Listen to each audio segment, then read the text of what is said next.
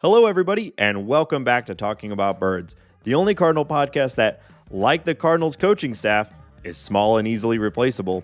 My name is Nate Heininger, and I am joined, as always, by my co-host, Ben Samorka. What up, Nate H? And this week, we are going to be talking about the potential return of Yadi Molina. We're going to, we're going to continue our discussion on the Cardinal offseason and what they could do to improve the team. And we're going to continue our coverage of the 2023 baseball playoffs.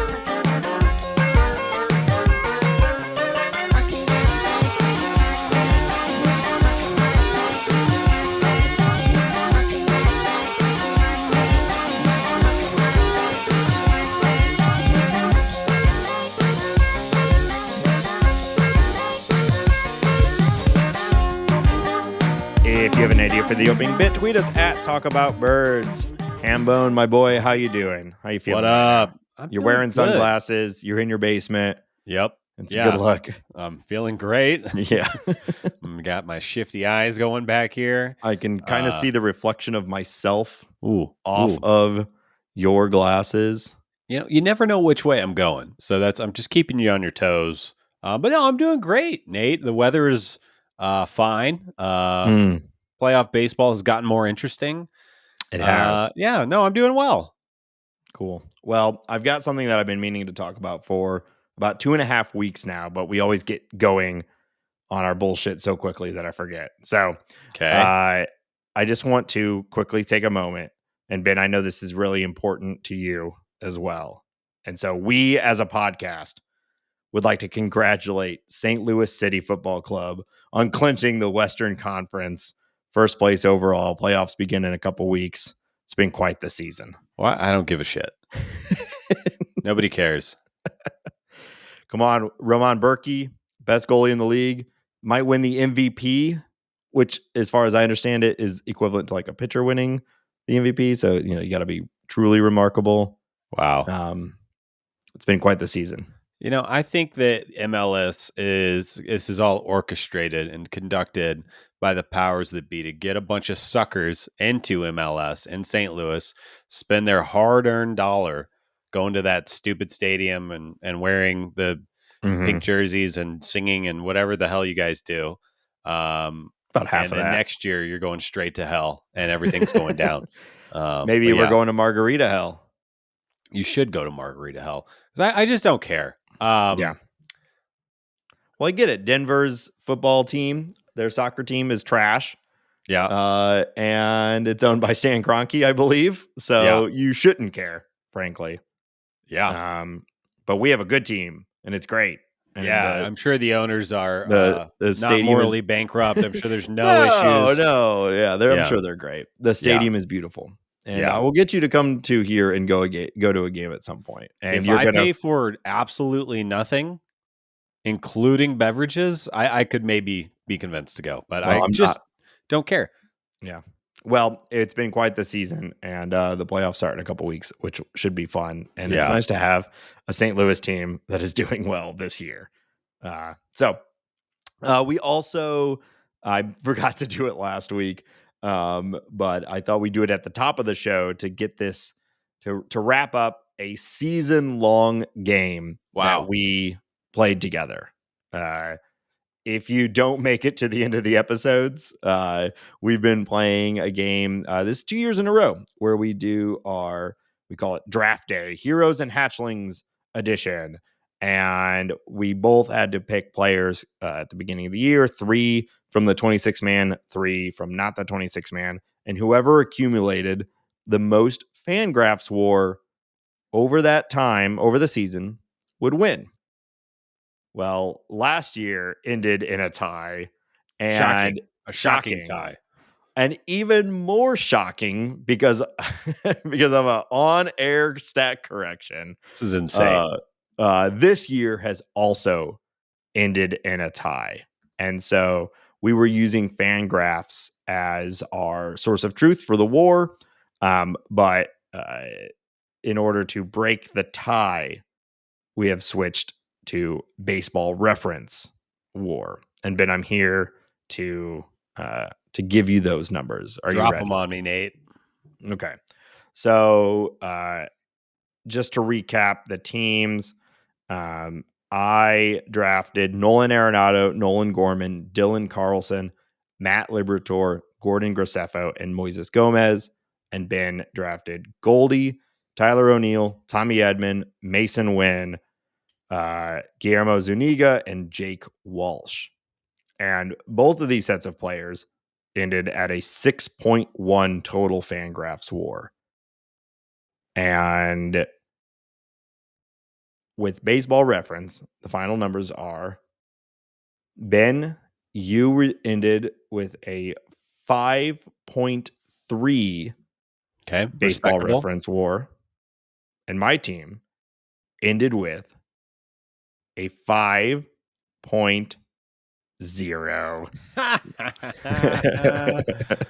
That feels good. So obviously very close still. The big difference, and I did think this was interesting. So on Fangraphs WAR, Matthew Liberatore put up 0.8, almost one full WAR on Yeah. very little actual in-season production.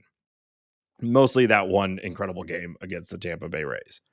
On Baseball Reference WAR, he was negative 0.3. Wow, So that's a big swing. it's a huge swing.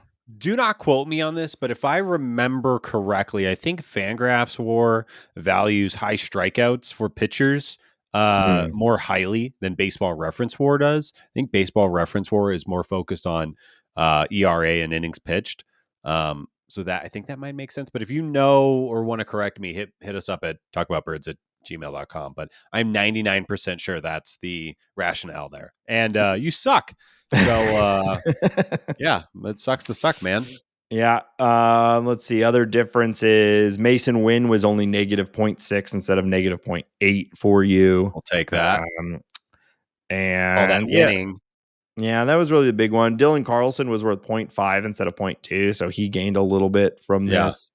It also had Arenado and Gorman with the exact same WAR. Now, on That's Fangraphs, they nuts. were barely apart from each other as well. But it just sort of, again, speaks to the it's funny how it's such a different story. Nolan Gorman putting up 2.5 WAR. We're like, hell yeah. It's Nolan coming. Arenado putting up 2.5 WAR. We're like, oh no, what happened? The bounce back must happen. Yeah. Yes. Yeah. And I think it will. I think it will next year. It would be shocking for the season to go next year as it went this year. Full stop. Like pretty much down the entire roster. Yeah. Yeah. 100%. So if that is the case, the Cardinals, Ali Marmal's talking about how this is one of the more important off seasons of Cardinals baseball. Like that is the case, then like we're in rebuild city. We're figuring other shit out. Yeah, it's a far deeper issue if Nolan Arenado is basically in his full on decline years. Yeah. Paul Goldschmidt. I mean, he reasonably is in his decline years, but like, we'll talk about. I got some numbers on Yeah. Goldy. I want to drop on your lap later.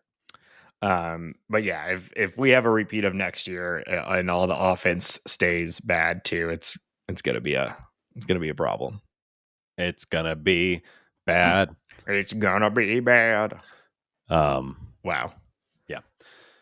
Well, speaking of the future, Yeah, Nathan, looking Benjamin. forward, there's a lot of Yadi talk right now. A lot of Yadi talk going around. Yadi. So obviously, I'm sure we're not breaking this news. I'm sure you've seen on the interwebs that there are conversations of bringing Yadier Molina bringing him home. Bring Yadi home. Just where he needs to be, where he should be, where he belongs.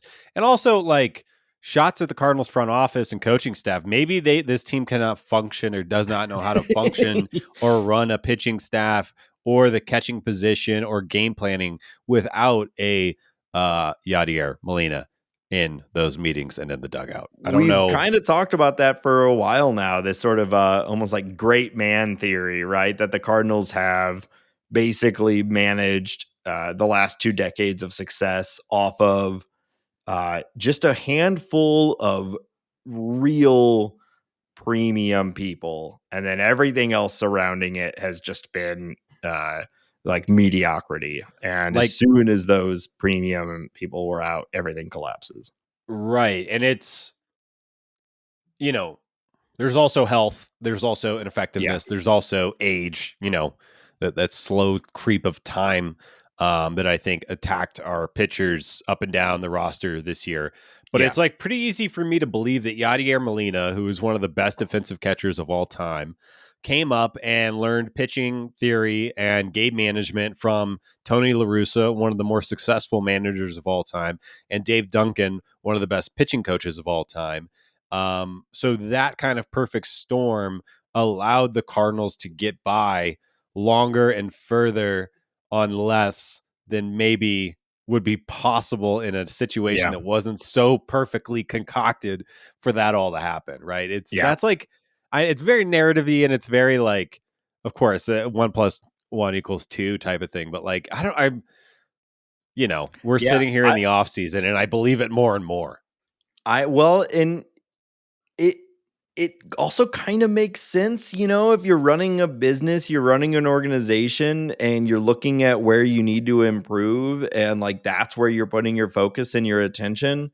Like, it's short-sighted, but you can see why they would maybe be like, well, we don't really need to work on like a catching coach or anything like that, Right. outside of the minor leagues, because we've got it at the top level. We don't need to work on game calling. We've got it at the top level. Let's focus on the other things that we need. You know, um, again, it's short-sighted, but you can kind of like, you can see how you can get comfortable just letting that Right. part of your business like stay the same, because you just And don't need, you've got it already.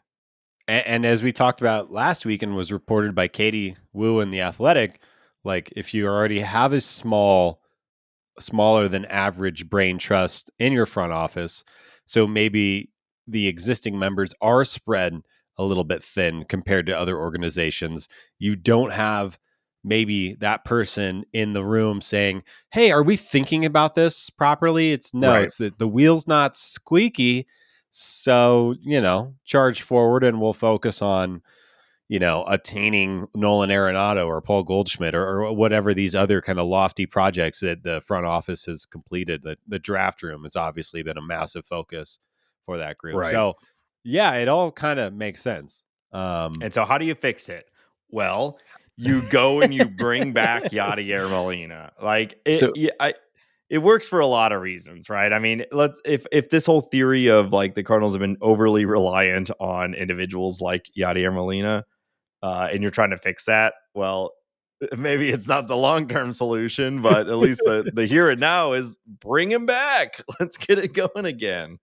Yeah, and I'll kind of read. Molina was interviewed by a newspaper in Puerto Rico called the El Vocero, and he was quoted in saying, and this is translated, obviously, "We hope that if something happens, it will happen soon, and if not, I would still be willing to continue helping them when they need me while I am here in Puerto Rico. They have the knowledge of my willingness." And then a parenthetical to paraphrase his thoughts, to accept a coaching slash advising position. So, I mean, that's saying that there's mutual interest. Yadi's willing to make it happen. I'm sure that money will not be an object of like consternation as far as getting this done. It's more going to be like, what is the specific role? What Yeah. is the workload? If Yadi wants to go back to Puerto Rico for a family thing or a personal thing, is the team going to be Basketball okay with game. that? I'm a basketball game. I'm obviously reading between the lines there a little bit, but I'm guessing that he wants to maintain some flexibility while also helping the team, and maybe they're trying to work out exactly what that looks like. And so I think that all in all, having Yadi, who is a brilliant baseball mind, obviously has a good relationship with pitchers. Obviously, I think that he can. I believe that it is obvious that he has something to teach the Wilson Contreras, Ivan Herrera's, Jimmy Crookses of the world, Hmm. and probably the good majority of the young pitching staff as well. And I think that's inherently good. I do think that while this is worth. The Cardinals should do this. I'm going to fully stamp it. The Cardinals should make this happen. And if it's to prep Yadi for an eventual management role, if it's just to be a special advisor, whatever that is, I'm pretty much here for it. What s- maintains when we're talking about this type of thing is the insular nature of the Mm-hmm. Cardinals. And they are, what you're doing or what you're just saying is like they are just rewinding the tape. Yep. Maybe this is side B rather than side A, but it's the same damn thing that they've been doing for the past 20 years. Um, so I know I'm talking out of both sides of my mouth, but it's like, what am I supposed to think here? How, Yeah. I'm happy, Of but course, it's Yachty. No Cardinal fan is gonna be like, "Is it the right idea to bring Yadi or Molina back?" It's like it's obvious, but I think is he going to usurp power from yeah. Ali Marmol in the clubhouse? Well, there is an interesting fact here that Marmol is not under contract after 2023, and if Yadi comes in as a bench coach and and they have another bad season, but Yachty seems to mesh well in the dugout as a coach. It would not surprise me at all, Ben, to see Yachty Yeah, become the next manager of the St. Louis Cardinals. But um, Skip Schumacher just did the same thing, although he went to the yeah. Marlins instead of St. Louis, right? So it's a spot where many managers have come from, the St. Louis bench coach and something like that. So And uh, the catcher uh position, yeah, Matheny. Bruce Bochy. I yeah, I think what you're saying is that we need to see a broader systemic change to feel more comfortable about the long-term success of the Cardinals player development. Just adding in Yachty to the dugout, I think will have a meaningful impact on the day-to-day gameplay of the St. Louis Cardinals. You've got that sort of ace in the hole, so to speak. You've got like worst case scenario, you've got one of the best game callers in the league in baseball history, frankly, Yeah, sitting in the dugout, analyzing the pitcher, telling everyone in the team what the pitcher's doing, what to expect, and also if you need to, Yachty could call the game from the dugout, call every single pitch, right? You've got that backup that I don't think that they had before. So it's like like that is an immediate plus up to the dugout. you could tell Wilson Contreras, all I need you to do is hit the baseball hard. Don't worry about game planning. We Yeah. got that. Yeah. Yachty will do it from the dugout. It's cool. We got that. And that's fine. But to your point that I think is a fair concern, it's like you are just repeating the same general approach that the Cardinals have taken to management and player development for the last 2 decades. And so I hope that they do bring back Yachty. I think it's an obvious slam dunk. But if that ends up being the only major change to how the Cardinals player development and coaching staff is um, is designed and implemented this offseason, then I think it's going to be a major disappointment. It will be akin to what the Cardinals did last offseason when they signed Wilson Contreras. And we said, great, what a good first step to solving the problems with this team. And then they did nothing, right? And we had a horrible season. So You that would be you exactly the same. you did what you had to do. You were essentially forced to do is get Wilson Right. Contreras. Yeah. Yadier Molina is almost forcing you to hire him by saying this. I mean, really, it's like, why wouldn't you do it? The Yeah. Cardinals at the Yeah. trading deadline did what they had to do. They had to get rid of the pitching talent and the talent that they were not going to retain in 2024 and go get value for that. And that's really what this all comes down to is when are the Cardinals going to do something that they are not like pushed up against a wall with a Yeah. freaking gun to their head? Like, when are they going to help themselves out rather than letting the circumstances force their hand to make it happen? Um, it drives me insane, and I think that I'm going want to keep talking about this until the Cardinals do something to change this. To add on, it does not appear that the Cardinals will part ways with Turner Ward, who is obviously in his first year as a hitting coach. and Dusty Blake. I would imagine Dusty Blake, of all people, is probably here for a while, and I would actually see him promoted before seeing him go pitch or work for another organization, like take on more of like a management or advisory or a strategic role outside of the dugout. But I guess we'll see about that. But the organization, and this is all kind of wrapped around the Cardinals not addressing the media yet, and we're still waiting for that and assuming what's going to happen, a reorganization, a restructure of the staff, and maybe assigning those coaches or those people to a different role.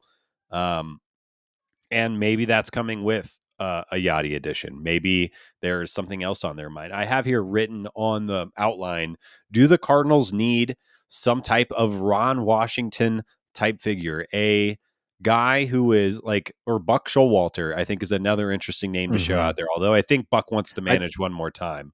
Yeah. But like a guy who's been there, he's been doing it since before you and I were born. He's worked for half the organizations in baseball, and just another voice that isn't someone who The the card. Cardinals drafted, or like, where did Yeah, they it wasn't a found middle, Mike wasn't a Schilt in like utility a mining infielder. town? Right. Didn't Mozeliak pick Schilt up from a mining town, and he like took a lump of coal out of his mouth and said, "Son, you're going to be a baseball man in 40 Yep. years." That's why he looks so good wearing hats. He does look good wearing hats. Not. He is one of the way he wore his like flat brim hat pulled all the way down to the tops of his eyes always cracked me up. Kind of looked like a mining helmet. See, that's where I got that from. But so, anyways, it's good news. Yeah, I mean, I've been saying the Cardinals should go get Gabe Kapler, and I'm sure he wants to be a manager again. But I don't know, like special second manager. I don't know what the title would be, but like let's get some co-managers going down in there. Yeah. Let's just Is a bunch of smart people are moving around right now. Let's grab at least one or two of them.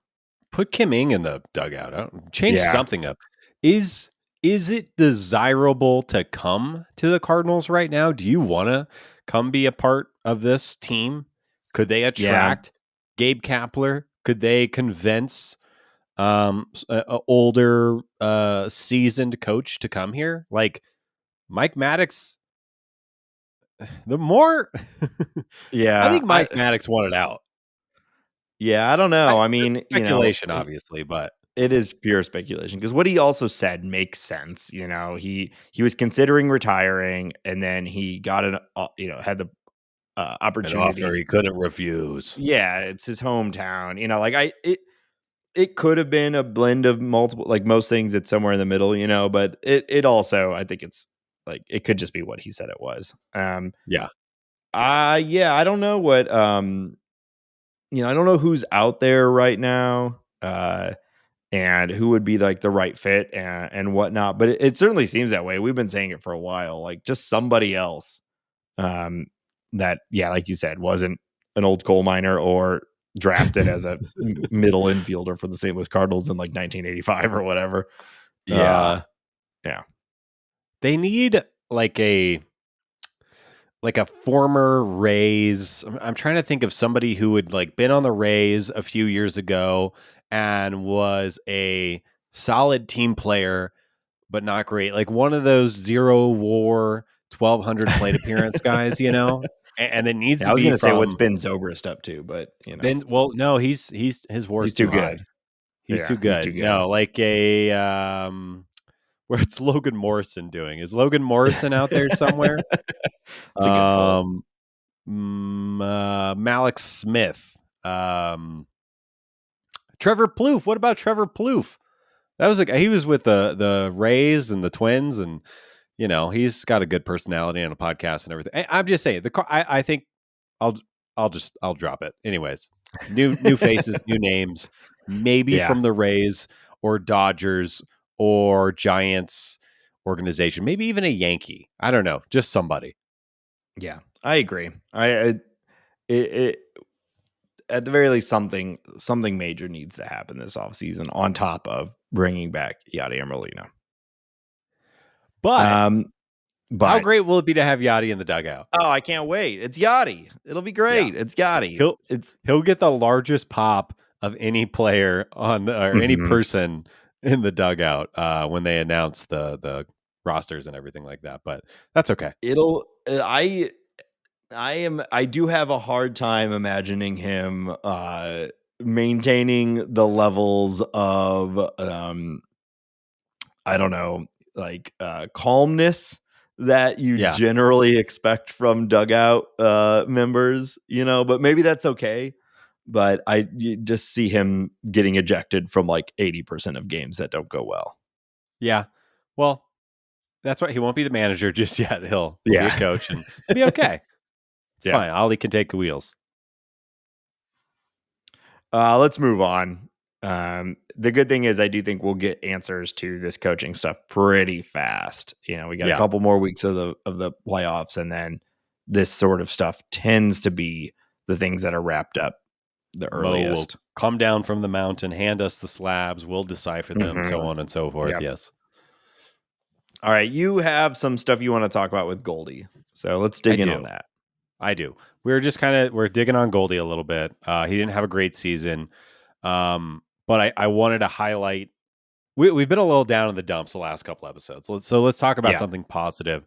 And I want to talk about Goldie. In 2023, Goldie actually had a lot of awesome things happen. And I think that his results is the Cardinals year. It's a shit year. Okay. But Goldie actually did some pretty impressive things. According to StatCast and looking at Fangraphs and Baseball Savant and all that shit that I was digging through, he had a higher average exit velocity in 2023. He had a higher sweet spot percentage in 2023, higher expected batting average, and a higher hard hit percentage. He had the exact same expected WOBA. So I say all that to illustrate the fact that, yes, Paul Goldschmidt had a lot of good luck happen in 2022, which led to his MVP. And that's kind of how it goes, right? You win an MVP, you probably had a good year and a lucky year. Yeah. The same is going to be true for Acuna or Mookie Betts. Now, Acuna also just was on fire all year. That's special things happen, right? Yeah. But I say all that to say that Paul Goldschmidt actually hasn't really taken a step back yet. And my thought, I have here on the outline, it says, buy the dip, extend my guy. He is secured for one final year. 2024 is his final year under contract. And I think that the Cardinals should take this time in the offseason and extend Goldschmidt for another 2 or 3 or maybe even 4 years. I think the man should retire as a Cardinal. I want to see him go into the Hall of Fame wearing a Cardinals cap. But I think I've been thinking this for a while, but looking Yeah. into that and seeing that his different performance was not actually related to anything he was doing, he has stayed consistent, um, and he has defied the aging curve significantly. I think you lock him up. Yeah. You don't have to. Doesn't take much to convince me that that's a lot of compelling underlying numbers, and it all coming together with the expected WOBA, which is a stat that we both really like. And so if the expected WOBA is the same between 22 and 23, we're basically saying he had the same process, if not in some ways underlying numbers look like he's actually almost improving in 2023 versus 2022. And then you have no reason to assume any sort of significant decline going into 2024. And there may be an opportunity to get a bit of a bargain. I'm sure at this point, his agent knows, these underlying numbers are not, they're not a secret No, anymore. no. Everybody knows this sort of stuff. But at the end of the day, the results on the back of your baseball card, your runs, your RBIs, your home runs, and whatnot, do tend to impact your free agency status. And so there may be a chance to get a little bit of a deal for Paulie because of the results of his process in 23, even though I the process was still elite. I mean, I also think that, like, if you just look, I think if you really look at the deal that he signed with the Cardinals and was at 2019, Yeah. where he was making it's like under 26 a year because of that first year was discounted. Um, like this, I think you could get him for a reasonable price, full stop. Even if he had another MVP year, I don't Yeah. think Paul Goldschmidt is the kind of guy who would, stick it to Mo and Co. And I just think he's open to a deal. It seems like he would want to still be here, and I think the Cardinals, there's just now is the time. Don't let it go any further, because Yeah. I think that if Paul Goldschmidt ever does get to free agency, even in his advanced age, I don't know, the Yankees might offer him a boatload, or there many teams are going to be in line to get him for all of the reasons that are obvious that we know for watching Paul Yeah. Goldschmidt for the last handful of years. And I just think you can't let him go. I understand. I'm sure that there are people out there saying, well, what about Jordan Walker taking first base? What about Alec Burleson taking first base? First base is kind of blocking some people. And I say, no, that's fine. Yeah. Yeah. Give me Paul. Blocking implies that the person who is in the spot is not incredibly valuable. Paul Goldschmidt is not blocking Jordan Walker from playing first base. Paul Goldschmidt is just being an elite first baseman. And so, it's like it's up to Jordan Walker to find a place to play other than where your future Hall of Fame first baseman is playing. Yeah. Which is why he's playing right field and doing starting to turn into a pretty good right fielder. So, yeah, I agree 100%. I don't think that you'll find many that would disagree with you here, Ben, but I think those underlying numbers do showcase something that probably a lot of people weren't really recognizing in this year, where everything just seemed to be bad. And Goldy definitely, like, he is such a his personality is that of which that when things are not going perfectly, like, it almost looks like he's mopey, so Yeah. it can feel like an even worse year than it was. And it should be stated too, like, he put up almost 4 Fangraphs wars. So it's not like it was, like, for a lot of people, that's a career year that you say, I can't Yeah. believe I accomplished that in the major leagues. And it's where a lot of standard all-stars are sitting in any given year. It's just not the 6 or 7 that, like, we know a peak Goldie can do, and what he Right. got in 2022. And like, yeah, I think we talked about this when Matt Holliday was on the team. Like, when he does start to decline, it seems very unlikely that it will be rapid, because of the way Yeah. that he has retained value for such a long time. So even a 70-80% Paul Goldschmidt is still a great player. Yeah. And not to mention all the fun stuff that'll come around when he starts getting some of these milestones and all the fun of that. But I want Paul Goldschmidt to play in the playoffs deep for the St. Louis Cardinals. And, Yeah. we'll see if that happens next year. But I just think now is the time to retain the guy. Buy the dip. Yeah. And between by the dip, and with him and, with Arenado, since Arenado has fully committed to staying with St. Louis, like, I don't think you'll have to convince Goldie. It's just whether the Right. Cardinals think it's the right thing to do long term. And there's the Jordan Walker, but after that, it's Who not else? like there's like it's not like where there's a ton of guys beating down the door to play first Right. base.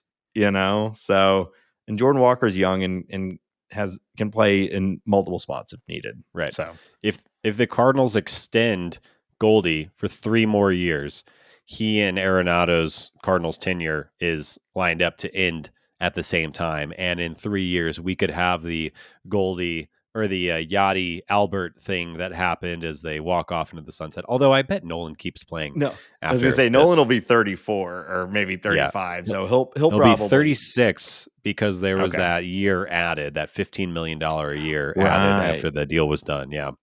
Yeah. So, and we'll probably go over this all again too. I hope in 5 years we're like, extend Arenado, put him in the Yeah. hall as a Cardinal, Hope which so. I would have to imagine. If Goldie leaves the Cardinals at the end of next year and has a good year, but maybe not MVP, do you think he like and let's say he went into the hall right after that, would he be doing a Cardinal hat or a Diamondbacks hat or I think he'd or be a doing a Diamondbacks hat. Yeah.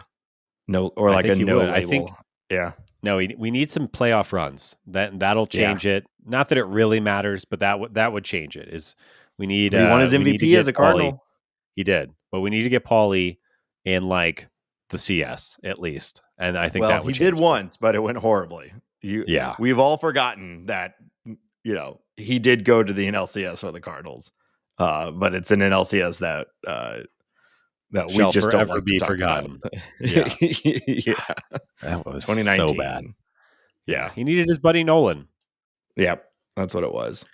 Yeah, All right. Well, I agree with you. If you're out there and you disagree with the Cardinals extending Goldschmidt, let us know. yeah. You got some stats here from the fall league. What do you want to talk about? Oh yeah, I just want to. I don't want to go too long on this. I'm just going to hit a few notes here. But Jerpy and Roby have made their Arizona Fall League debuts. Jerpy did not look great. He is being a reliever right now. His fastball is slow, and he is being ineffective. I was reading a Keith Law article that was essentially assigning him reliever status unless he can get something to change here soon, which is not ideal. But I don't think ultimately Yeah. that's shocking based on what his profile was coming out. He also is having some really bad splits issues where righties are kind of beating up on him right now, but we'll see about that.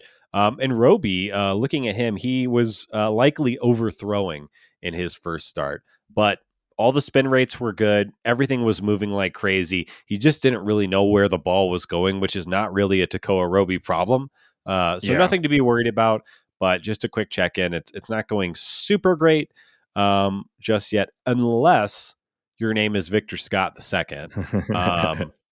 And like, if I wasn't hyped up enough from the conversation that I had with Kyle a couple of Yeah. weeks ago, like watching what Victor Scott's doing in the AFL and looking at his future and his ceiling and everything like that. I was reading another article. It was essentially describing as Victor Scott like Billy Hamilton, except for with like strength, like the Yeah. ability to hit the ball out of the park and the ability to catch and throw the ball the way that he can.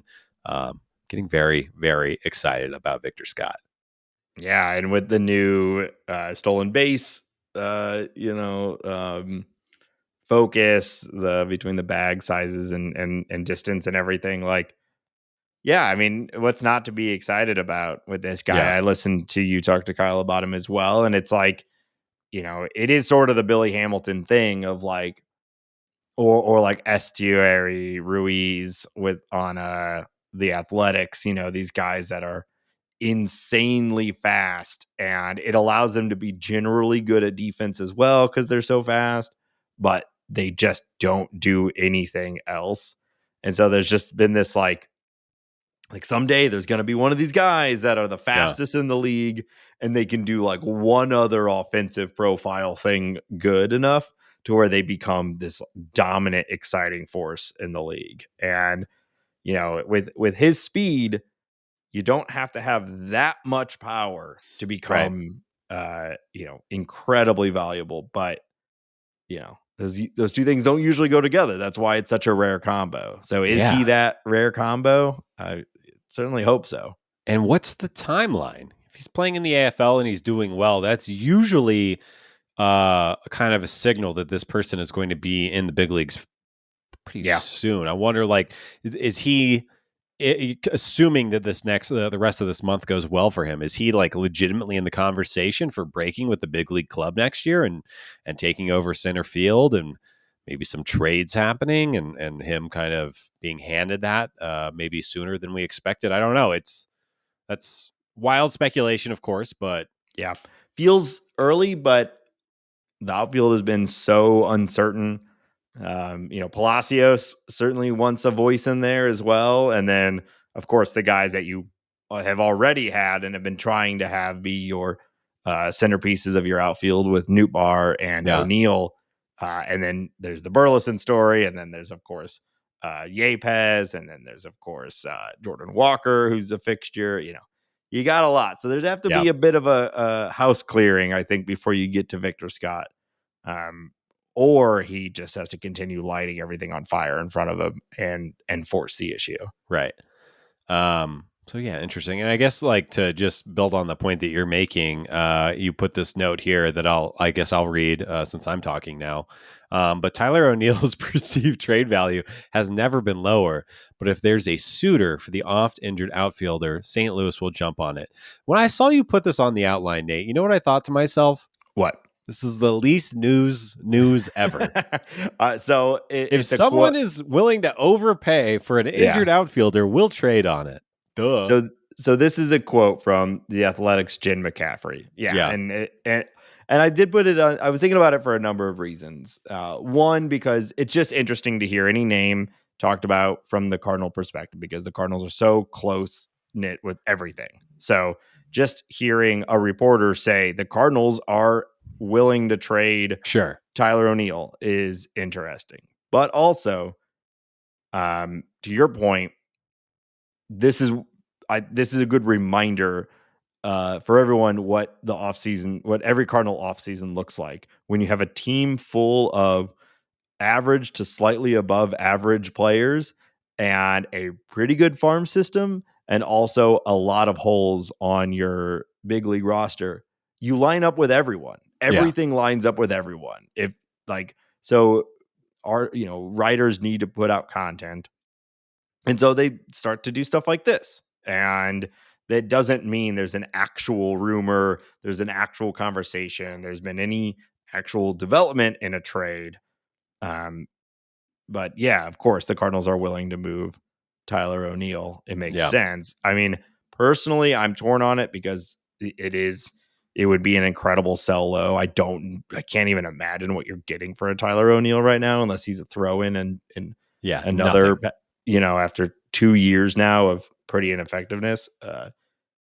But he's likely has to go. Like him and like three of these other guys I just listed all kind of need to go, or some version of all three of them, or three of those like five guys I listed kind of need to go, whether it's O'Neill or Burleson or whatever. I kind of don't care at this point. Just like we need to try to turn them into one valuable piece. Yeah, yeah. Yeah. I guess we'll see. I would. I just. I'm. I would expect Dylan Carlson to be traded before, but we'll see. It Yeah. depends on the team, how far they are away from contention, what they're trading for. That being said, like everybody knows the numbers, everybody knows what Tyler O'Neill can do if a team Right. is in a position to take a risk on a player like that. Maybe you could actually get some value for it. Who knows? But the Yeah. guy can't stay healthy, and nobody wants that. Nobody wants Right. their trade like going back to that Yankees trade for Montgomery and Bader. I love Harrison Bader. I think he's a 4-WAR player. I think he's really good. Guy can't stay healthy. And when you Yeah. trade an asset that is steady like Montgomery for a guy who can't be healthy, it's just really, really hard to even come out even, let alone win Yeah. that trade. And what front office can convince the rest of their baseball ops department that Tyler O'Neill is going to finally click This in is the this year? year. Yeah. Yeah, this is the year. I Seems know. hard to do. It's like he's what the Cardinals. It's like it's the only spot that makes sense for Tyler O'Neill's just being on the Cardinals, and it's Yeah. like getting a shot to be healthy and good, and then as soon as he's hurt, we're like, all right, well, let's keep it going. Yeah. Yeah, we'll see. One other note I wanted to hit before we hit the break was just this quick thing I saw on Aaron Nola while I was doom scrolling last night. So Aaron Nola did not have a great year, right? He had a 4.4 ERA, and he looks awesome in the playoffs. There's an article in Sports Illustrated that came out a little while ago that apparently Aaron Nola's mechanics were screwed up all season, and they thought maybe the pitch clock was part of it. It turned out that he was looking at the pitch clock in front of him, and that was kind of taking his momentum forward. And if you've ever watched Aaron Nola pitch, he's weird, right? He's all arms and Yeah, legs. He has this 3/4 arm slot. All of his stuff moves like crazy. It's not surprising that a little tweak in his performance would spell not disaster, but not as good as he normally is. One of his pitching coaches told him to start when he sets up to look at the pitch clock on the left side of home plate rather than the right side of home plate. And since he's done that, it's a sub 1.5 ERA. If you watch his performance Tuesday night, in the NLCS. The guy is locked and loaded. He has been fantastic. So, if anyone was thinking that Aaron Nola or the Cardinals could possibly get a discount on Aaron Nola, I'd say wipe those away. That is not Yeah. going to happen. I think I was looking this up the other day. He has been the 4th or 5th most productive pitcher in baseball since 2016, which is the first year he was a full-time big leaguer. I think the Cardinals should go for Aaron Nola. I think that he should be their number 1 or number 2 target. But I think he's going to be very expensive. To what degree, I don't know. What this market's going to be so weird. But just a little funny note that I thought I wanted love to those. call out. That it's like, what an insane thing to recognize, and then for that to be the solution to, Right? it's just like, when you think about, like, what does a pitching coach do? Like, these guys, especially at that level, it's like they've been doing it at a high level for, their entire lives. They're stars. And like, well, how does a pitching coach, help? And it's like, oh, I know this is a kind of a bizarre example, but it is that, like, you just need to slightly turn your head a little to the left instead of to the right, or whatever. And, and with, the velocity and the spin on these things, just a fraction of a degree change of your release point or whatever can be the entire difference. And it's pretty incredible. That coach earned their paycheck, for the really year. did. Yeah. And it's, like I said, you saw him pitch last Tuesday night. He's been great. He's been every bit as good as Zach Wheeler, and just funny how that works out. Yeah. Yep, he's going to be expensive. Yes, he will. It certainly seems the reporting is saying that the Cardinals' number 1 target is Sonny Gray, which is not surprising. But Womp.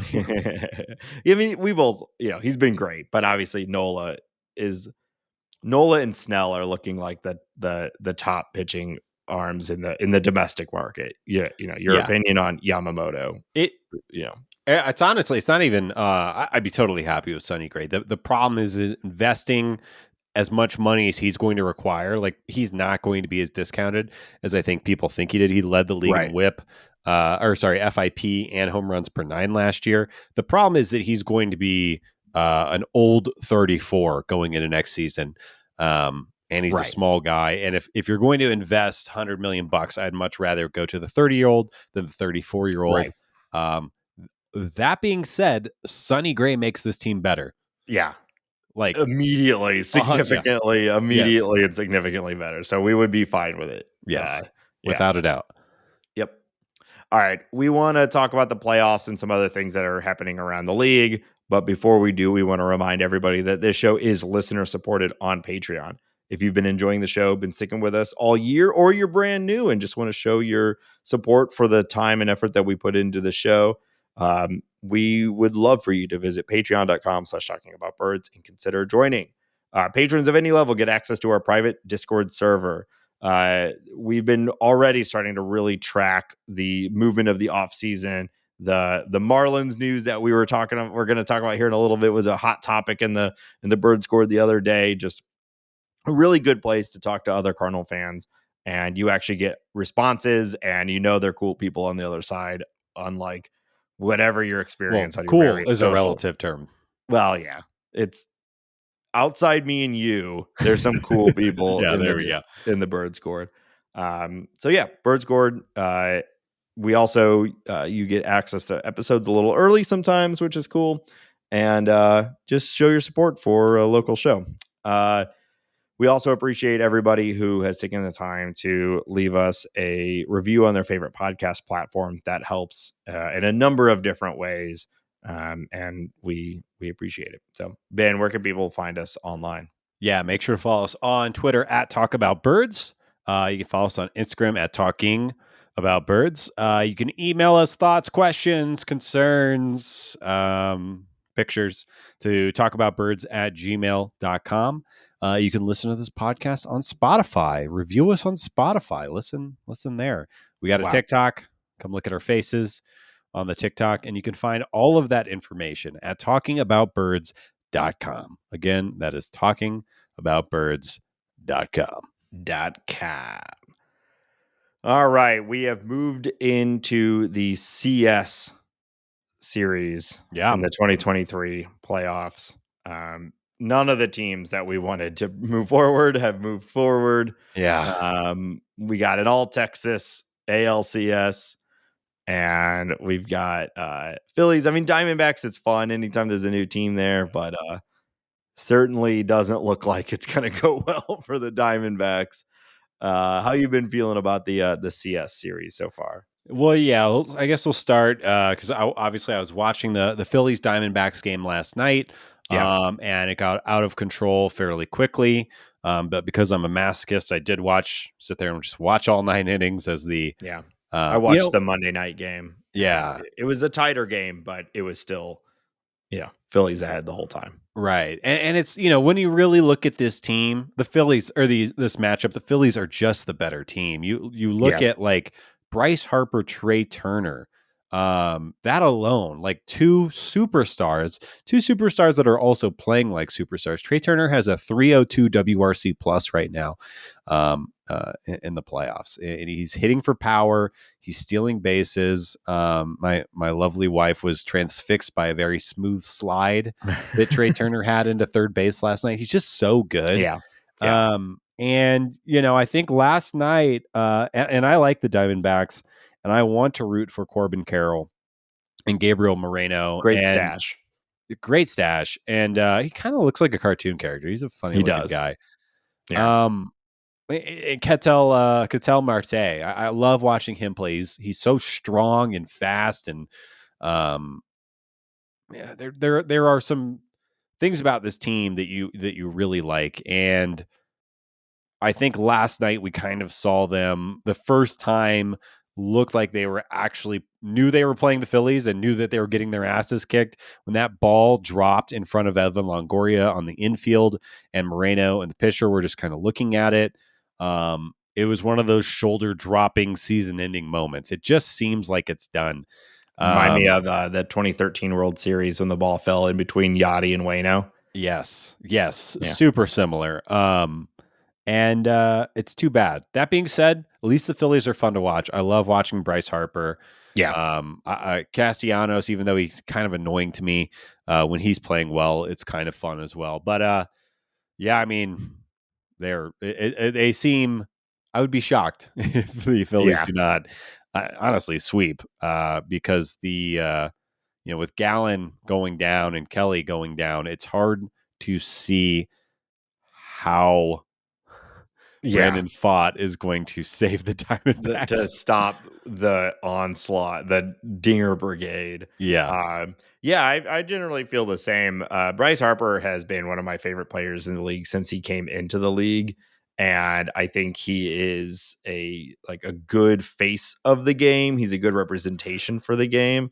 He like there was obviously the early years reputation of being a hothead and whatnot, but nowadays I'm almost like, man, you're too mature. I kind of almost want Bryce Harper to unleash a little bit more yeah, again, like at the end of the season when he screamed at that third base umpire and he like stormed down the line at him. I was like, there we go. I need a yeah. little bit more of that Bryce Harper again, because like in his post game interviews, He he had the home run on his birthday, and like he's a star of the game, and all he wants to do is talk about how good his teammates are and how good the other team was. It's like, no, Bryce Harper, you've almost matured too much, but he shove is it a down their throat. yeah, like I Yeah, want a little bit of that. We need a little bit of a little bit more of that old arrogance from him, but regardless, he's such a good like face of the game, and yeah. and That PR and training works though. it did. 2 years in a row now, likely going to the World Series. Like the MLB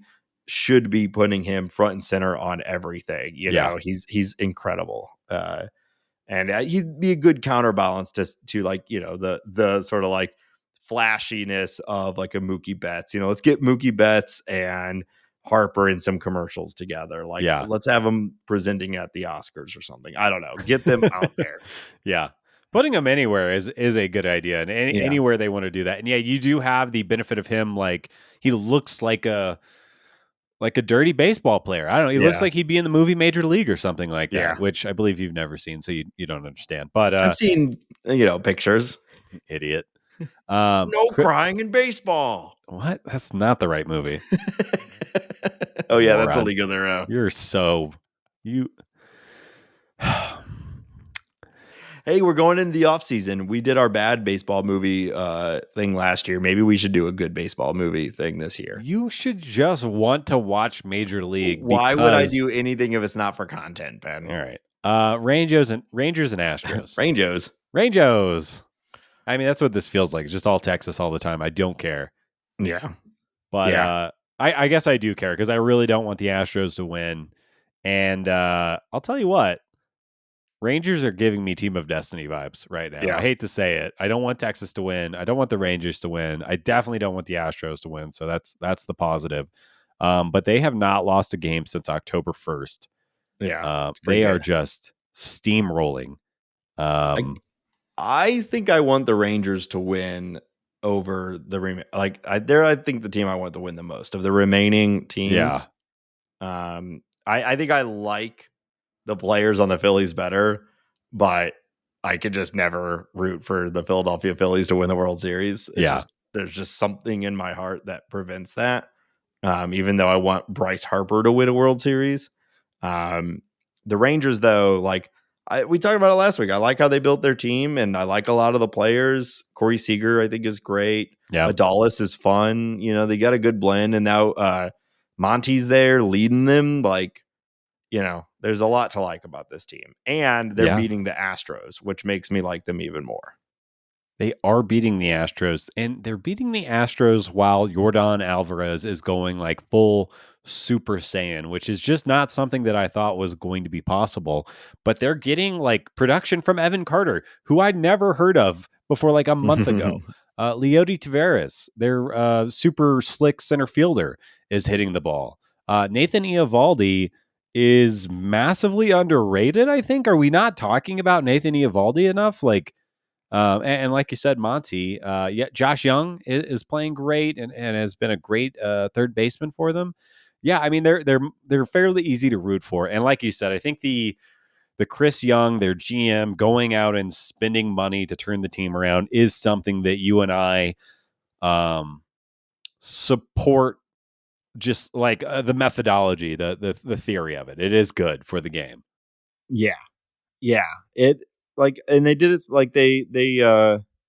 they clearly had a plan, right? They signed, remember when they signed Simeon and Seager, and it was like, what? You're not supposed to be good next year. And they're like, but these are two great players that we want on our team. And when we are good, they're going to be a big part of it.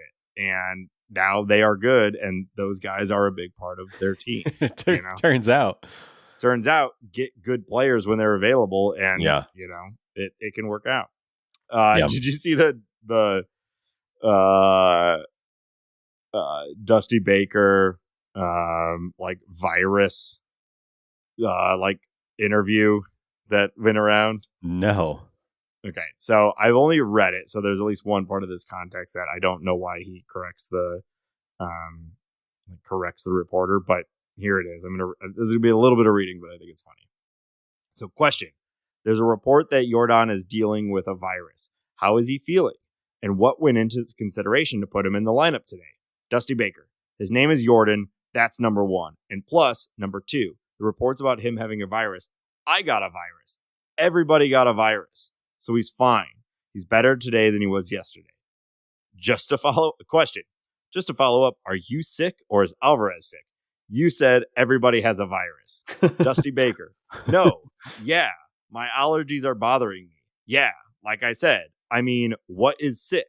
No, I'm serious. I'm not being a smarty. Question: I guess what are the things Alvarez is dealing with?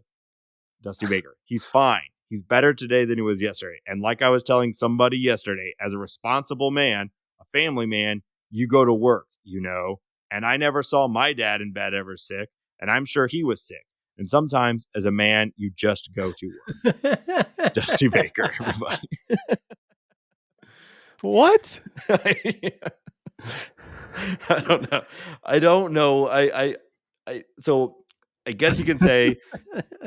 So sounds like everyone's sick. It sounds like everyone's kind of sick, and we've been hearing more reporting of it that Alvarez is specifically Alvarez is sick, and it sounds like Dusty Baker just maybe he's been asked a lot about it already, or he's like he just doesn't want to talk about it. But he's basically like, everybody is sick all the time. So why does this matter? Stop talking to me about it. Yeah. He's going to be a man and show up to work, Yeah. which just, it's like such a screwball answer. And, obviously as a Cardinal fan, we have a storied history with Dusty Baker, but he Yeah. cracks me up. And, he's great, but what an insane response to a couple simple questions. It is. It's amazing.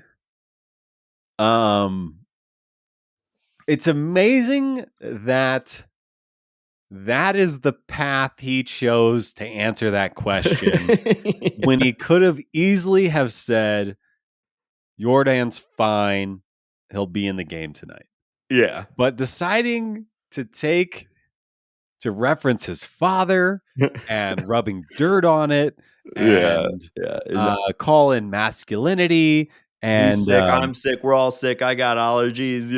I just love the reporter too, actually following up. Like, what do you and mean when you say everyone is sick? right. And it also, for a moment, sounds like that Dusty doesn't know the difference between allergies and a virus, Yeah. which is, explains a lot for a lot of folks over the past couple of years. But it's, I don't really want to comment on much more than that. I think that that's beautiful and it's Yeah. poetry. And thank you, Dusty. Yep. Thank you, Dusty. Wow. All right. So I guess we'll see how we only got a couple weeks of this left. But it's certainly looking like we're going to get a Rangers Phillies World Series, which, if you like dingers, should be a good series. Should be fun. Yeah. Yeah. It's two teams that are built in very similar ways. A lot of homers. Texas definitely has a far better defense, but both teams have two top starting pitchers, which makes that exciting. And you have the Max Scherzer factor, where I think he should be pitching tonight. We're recording on Wednesday. If Max Scherzer can get 5 innings, that really changes how the Rangers look going forward. So I guess we'll see. Yeah. Well, let's run through some league news. What have you got for me, Ben? Yeah, I referenced this early in the pod, but the Marlins and Kim Ng part ways. Essentially, Kim Ng brings the Marlins to the playoffs, albeit by a wing and a prayer, the first time in 20 years. Yep. And Bruce Sherman, who is the principal owner of the Marlins, lets her know that he wants to hire a POBO, president of baseball operations, over her. And she says, well, I did a good job. Why are we doing that? Why don't I get that job? And she declined her half of the mutual option that was over her final year of control. And I kind of say good for her. I think that Kim Ng is somebody who doesn't care about being the first woman GM in baseball. But I think it's important, and it's something that you and I should be aware of and talk about and celebrate. And she is going to get a job somewhere else. But it is kind of crazy that a person, or irrelevant to her sex, is obviously or how to phrase this. Many people would say that she's overqualified for the role of GM. She's in her 50s. She finally gets that role, turns a team around, even though she has an owner who is unwilling to spend on the team, still manages to find value, get that team going, make some smart trades, and gets that team into the playoffs. And then he decides to make that move. I do wonder what is going on in Bruce Sherman's tiny little brain. I also have written down here, I think it's, pardon me, I think it's important to note that it was 3 or 4 years ago, Bruce Sherman ran Derek Jeter, a highly Right. competitive baseball man, out of Miami, who was not only the CEO of the team, but a partial owner, and obviously had more skin in the game than Kim Ng. Kim Ng was just kind of an employee, but Derek Jeter was an actual owner. And he said, you Right. know what? Rather than doing this anymore, I'm going to GTFO I'm I'm going to out. go work for Fox with Alex Rodriguez. Yeah. That working with A-Rod sounds better than working with you. He sold all his shares in the company too. Like Yeah. he was out. He's like, I am done. Yeah, it's pretty wild. I don't, I don't know enough about the situation to have like to really understand the dynamics of what they wanted out of a player, president of baseball operations versus her as the GM. But kind of doesn't matter. They fucked up super hard. She's great. And if you really wanted this like Pobo position, um, there had to have been a way to make this an Right. amicable partnership with her, and that it didn't have to get to the point where she is turning down her option. Like what it tells you is that they just went at it in a completely like stupid, offensive way, and she said, I like, it's clear to me that you, I'm sure that was eye opening to her on their perspective or perception of her, because you Right. could see a world where it's like a president of baseball operations is a different position and has a different set of roles and responsibilities. And maybe there is a world where they wanted someone with a different set of skills than Kim. And I don't know. But you could see a world where like this is a logical thing to come to. But to do it in such a way that it drives your awesome GM to just flat out leave means they Yeah. handled it like bullshit in an offensive way. It's just And it shows how stupid they are.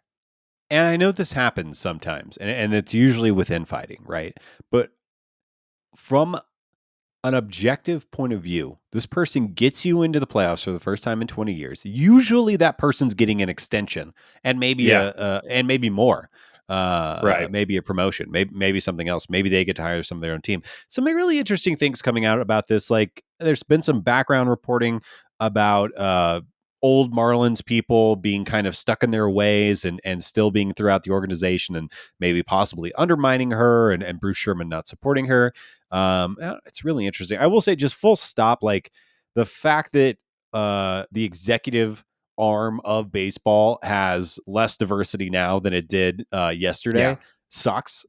Yes. But I think there are some pretty interesting GM spots and maybe even Pobo spots out there, and I would not be surprised if Kemming is scooped up rather quickly and we go Yeah. back to it. But yeah, it's I It, also wonder like who wants to go work for Bruce Sherman? Like I you know. ran off Derek Jeter and Kim Ng, two people who are like pretty well respected in the industry. And yeah, I don't know. Yeah. It's I mean, you touched on it. I don't think we're the most qualified to really have this discussion, but can you think of a more cliche poor handling of a woman in an executive position than this? Like chasing them off because you want to hire a new boss for them. Like Yeah. it's like cartoon tropey like oil baron. I'm gonna build a refinery on that kid's playground. It's The like it's really hard not to read it as like just sexism that is that she rightfully is pissed off right. about and is leaving. And let's So say, you know, it doesn't really matter uh Bruce Sherman's intent here. It is, yeah, the optics are bad, as they say. The optics yeah. are bad. And what are the odds It's that it's not part of it's an old billionaire ding dong? What are the odds that this isn't exactly what it looks like? I right. guess. And Yeah. the other thing is like how how she got 2 years. Irrelevant to her skills, her resume, her sex, anything like that. Nobody can fix a baseball team in 2 years. Yeah. Most of these people they have 5, 6 year plans. So the fact that she made it to like I would say for her limited time in the chair did pretty damn good. Yeah. I guess we'll see what Mr. or Mrs. Next Hire does, but good luck. Yeah. And I'm sure those emails from Bruce are fun to receive. So good luck to you. Bring her to the Cardinals. I'm calling for a Ing Kepler brain trust. Bring him over to St. Louis. It could be pretty interesting. Get some smart people over here and people outside of the org. In similar but different news, Alyssa Nakin formally interviews for the Giants managerial position, believed to be the first woman to ever even interview for a manager role. She was a bench coach or operating as a coach for the Giants the last couple of years. But kind of cool. It's, maybe one step back and one step forward. But just the fact that those conversations are happening, I think is pretty cool. And, we'll see. I think that I would not be surprised. They're going to cast a really wide net for that role. But we shall see. Yeah. I mean, it's a bummer that it's 2023 and this is the first time someone's been able to interview for it, but it is a step forward and that is good. It is good. Yeah. All right. More baseball-y news. Brandon Woodruff expected to miss almost all of 2024 after shoulder surgery. So, I mean, you never call for it. You never hope for injury, but it just got a little bit easier for the Cardinals in 2024. So we'll take it, but obviously we would rather have just beat Brandon Woodruff than him miss the whole season. But big central news for sure. Yeah. Yeah. Speaking of ace pitchers, Clayton Kershaw is still undecided on his future. I will say I'm going to bet he's coming back. Unless he wants to do like a Koufax sort of thing, which I know he gets comped to a lot anyway. Like he was really good in 2023. He was their best pitcher this year. Yeah, he had his standard injury problems, but like he was, other than of course a little game in the NLDS, he was incredible this year. He's good when he pitches. If he's done with injuries, or if he's done with like the rigmarole, he's made his money, he's going in the Hall of Fame, he's just done with it, I'd respect that. But I think any team would benefit by having him next year. If I was Clayton, I would do the Roger Clemens thing, and I would come back after the All-Star break and give him as much time for his body to get healthy as possible. Yeah. And the Dodgers would let him do that. And also the Dodgers are good enough that they could basically, just float a starter for half a season. Yeah, they could. All right, moving back into front office news. James Click, was kind of the, I think, pretty smart front office guy for the Astros for a while after getting fired by their owner. He joins a number of other candidates who have declined the spot for the head of Boston's baseball operations department. The other names are former Rangers president of baseball ops John Daniels, former Marlins president Michael Hill, and Rangers GM, who was just extended, Mike Hazen. And I find it very interesting. Maybe Kim Ng will be thrown into this list as well. But, we're talking about like who would want to work for Bruce Sherman, who would want to work for John Henry. Look at the way John Henry has kind of handled this situation. Going back to Dombrowski, obviously Chaim Bloom. I think Chaim Bloom wasn't doing a great job, but I also think he was limited by John Henry. It is kind of crazy to me that this is not one of the most desirable jobs in the sport. Yeah. And that multiple people are saying, I'm good. Yeah, it's pretty damning on the reputation of the seat because, being the GM of the Boston Red Sox, like, it's a pretty big one, right? It is. So, or the president of baseball operations or whatever of Boston is a highly desirable big picture baseball position. But if people are like, no, you go do it. James Click is staying as a vice president with the Blue Jays.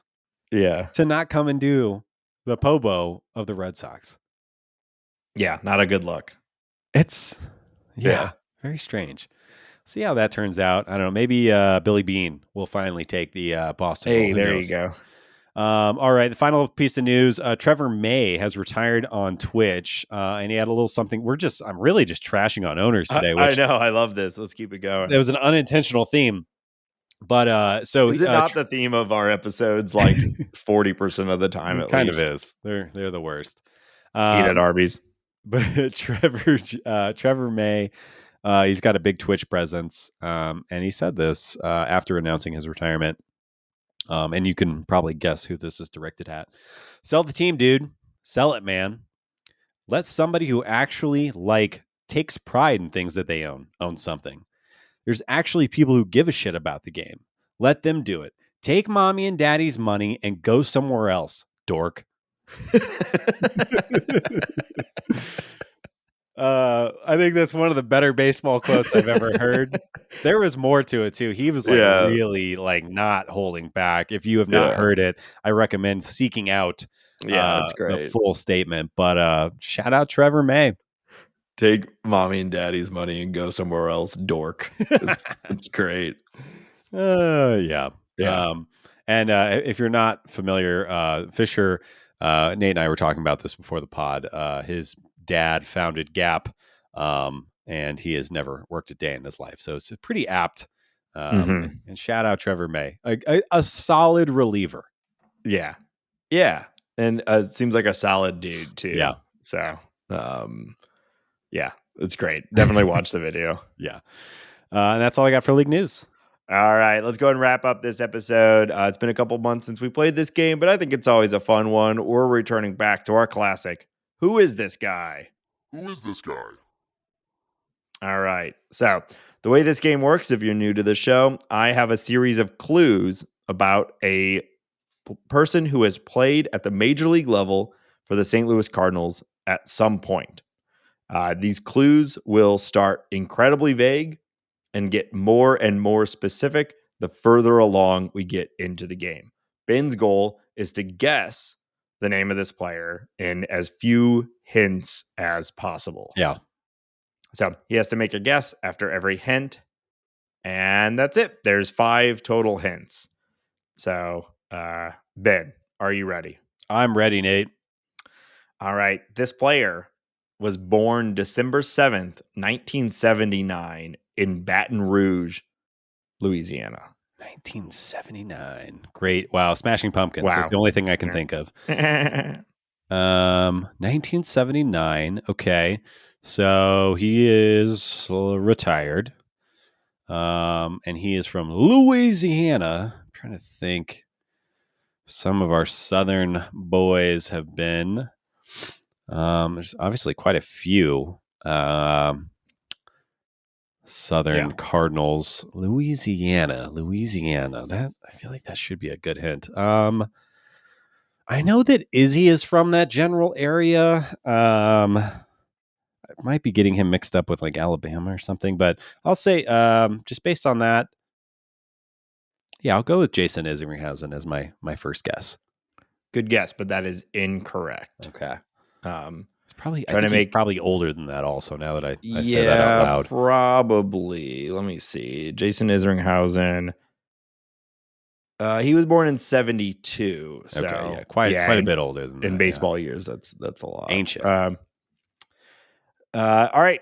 Next hint. In no particular order, this player played for the Chicago Cubs, St. Louis Cardinals, and San Francisco Giants. Okay, that's a short list, which should be helpful, right? Yeah. Okay, Cubs, Cardinals, Giants, in no particular order. Right. You said that. All right. I'm trying to think. Just trying to think of the Cardinals Cubs players. There's been a lot.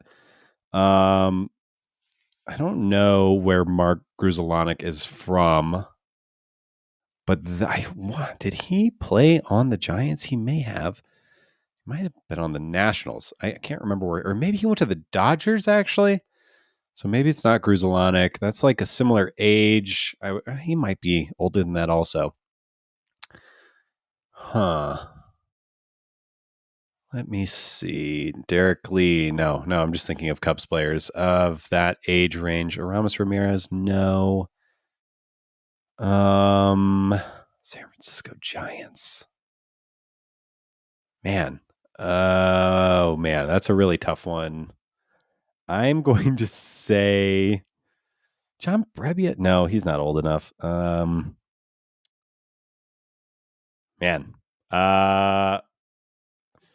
Did Jason Marquis go over there? Oh,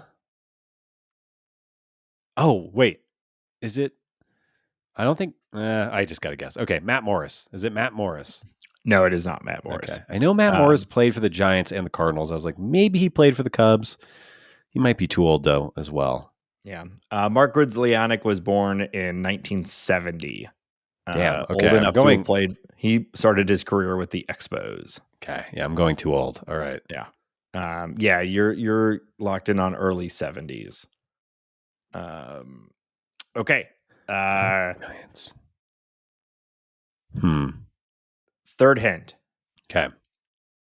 He led the NL in singles in 2008, 2009, and 2010. Led the. You said the AL? The NL. Oh, okay. I was like, He none only of those he teams that only you played listed for were. Yeah. yeah. He Like, only wait a played for the second. Cubs, Cardinals, and Giants. Okay. And he led the Oh, league. shit. I know who it is. It's Ryan the Riot. You got it. Ryan Ryan Theriot. Theriot. Yep. Damn, Nice. man, I haven't thought about Ryan Theriot in a long time. I And honestly am a little surprised you got. I think with my next two hints, you would have gotten it because I kind of give it away, but give I it thought it away. might go all the way to the last hint because we don't really think about Ryan Theriot very much. But I was thinking about the last time the Cardinals won the World Series, and it's like, well, let's look through that lineup. I'm like, oh yeah, he was like this. I think he started at DH on Game 7 of the 2011 World Series. Wow. What a Yeah. weird team that was. Yes, it was. So here's my my last two hints, and reminder: the last one is always supposed to be ridiculous. So here's the one where you might have gotten it if you hadn't gotten it already.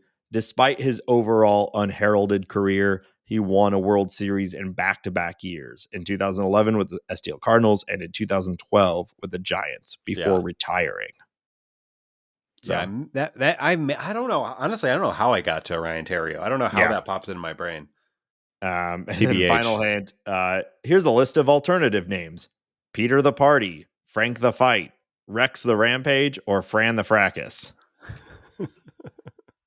I don't know if that would have helped me either.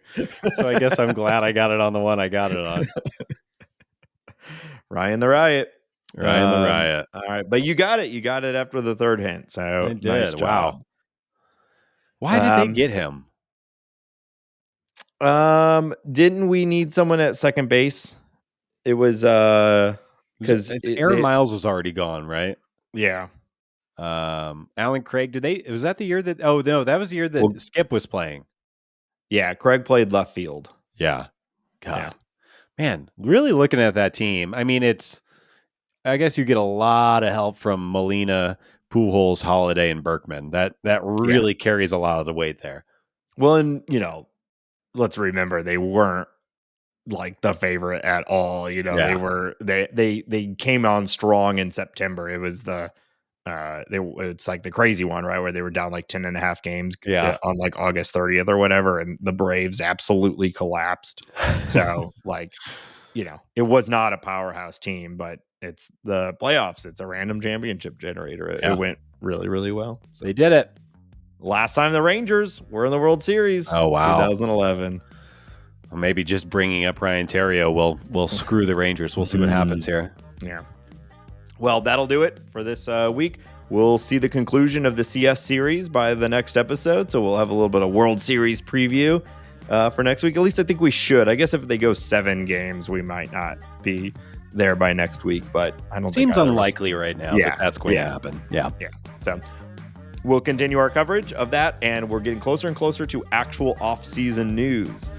So that will be exciting. As always, if you have a question or comment, find us on all of our various social media platforms. And again, consider joining the Patreon, patreon.com/talkingaboutbirds. And until next week, I guess go Rangers. Sure. Bye. Bye.